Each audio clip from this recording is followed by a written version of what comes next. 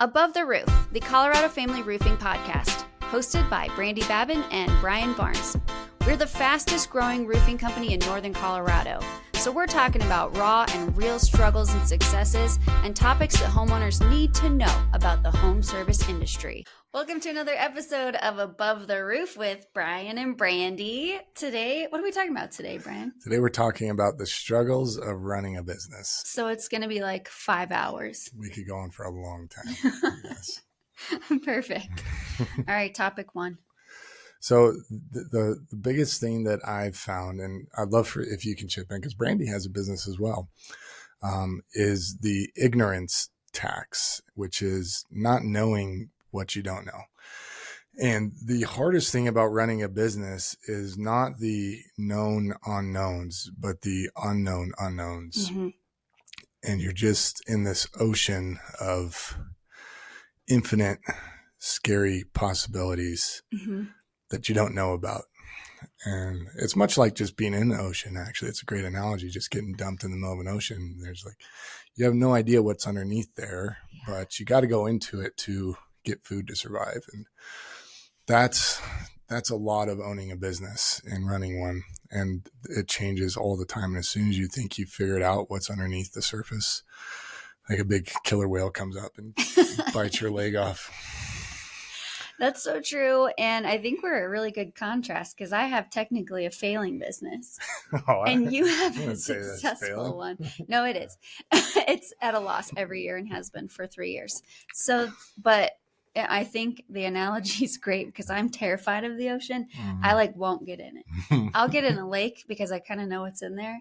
I won't get in an ocean. I've seen too many people stung by jellyfish and cut their feet on coral. And so I'm running my business scared, which means it never goes anywhere. Mm-hmm. And you're running your business unscared, which scares the crap out of me, but we're successful. So I think that says a lot.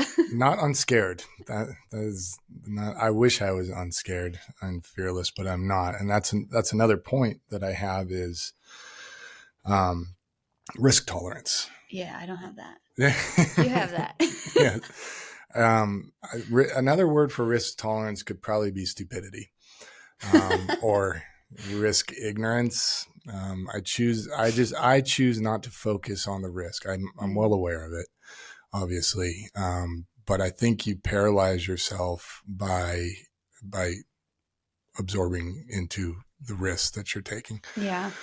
So I tend to focus on the potential benefits rather than what's going to happen if it all goes wrong. Right.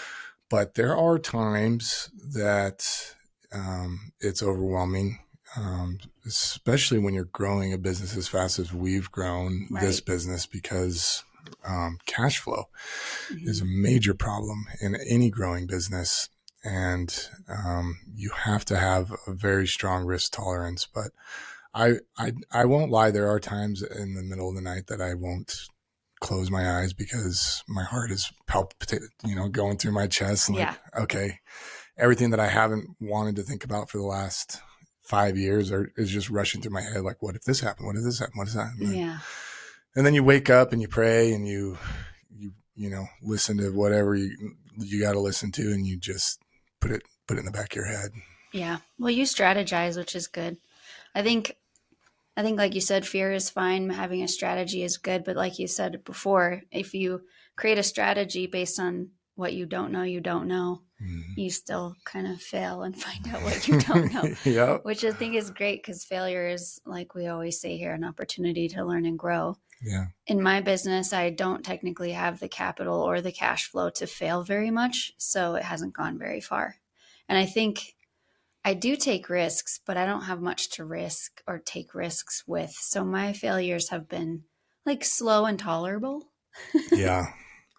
Well, and that's the perfect time to, I really wish I would have started this when I was 24 years old without the wife, because your risk tolerance can be through the roof. If you fail, it's just you. Yeah. I go back to my parents' basement, big whoop. I've been there for the last 20 years anyways, But, yeah. But yeah. And then, we could go on. We should have another episode about successes of the business and lessons we've learned. I think failing fast is certainly one of them. Right. One of the keys to success, but we'll save that one for later. So number 2, because we skipped down on my list here, but number 2 is the struggles of the business that we've had so far, at least for myself, is understanding numbers. Mm. And this one frustrates me a little bit because I wish they taught this stuff in school. Yeah, agreed. Like they teach basic math and I was terrible at math. So I have, that going against me anyways, but they gave you and I took business classes in college and I don't have an MBA, mm-hmm. Which I'm assuming they teach this stuff more in MBA courses. Yeah. So, but I did Google this. Actually, ChatGPT did. So I got to stop saying, I got to give ChatGPT its credit. There you go. But the only 2% of business owners have an MBA. Oh, wow. That's Isn't that a crazy stat? So 80% of MBA students say that they want to open a business, but only 2% actually go through with it. Okay. They just work for someone who already has one, probably. Right. So theoretically, there's only 2% of the people out there that really understand business numbers and business math. And that is something that is ongoing that I have to continue to lean on Brandi for a lot because she has more of a mathematic mind. But that's something that for any entrepreneurs out there that are getting into business, I would highly suggest diving deep into business arithmetic. Yeah. And understanding what exactly that stuff means. And I think the problem with it is there's so many ways that you can manipulate it and change it and look at it. And, yes.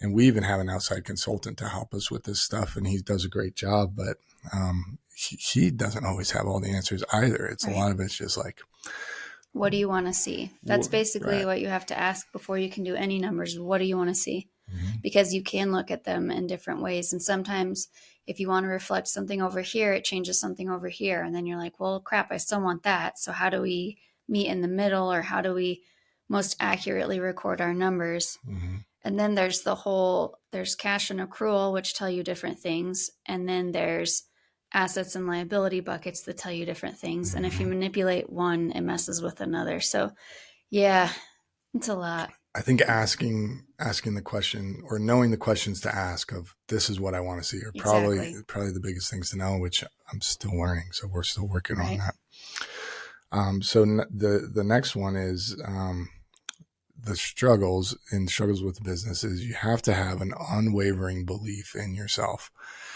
And it's not a lesson learned. That's a struggle because I don't care how, like egotistical or how highly you think of yourself. I know there can't be a business owner out there that doesn't have in the darkness of the night, those moments where they just don't think they can do it. Especially when you're growing a quick business, a fast business. But as a business owner, you have to have those answers, right. Or you have to pretend that you do. Yeah. And so you have to have this unwavering belief in yourself, even when you don't. And that's a struggle for me, for sure, at least. Yeah, me too. I mean, and it's like pivots too. Like, okay, maybe I'm doing the wrong thing, but I still believe in who I am and why I'm doing what I'm doing. Mm-hmm. Yeah. It's definitely hard and needs a lot of self-reflection and journaling. maybe I should pick up the journaling. Yeah. So the last one I have down here is in the darkness of the night, and we kind of talked about this one a little bit, but in the darkness of the night, there's nobody coming to save you but yourself. Yeah. And it ties into the unwavering belief that you have to have for yourself. But when everything is going wrong and you think the world is falling apart and you just want to call mom to fix it, there's nobody.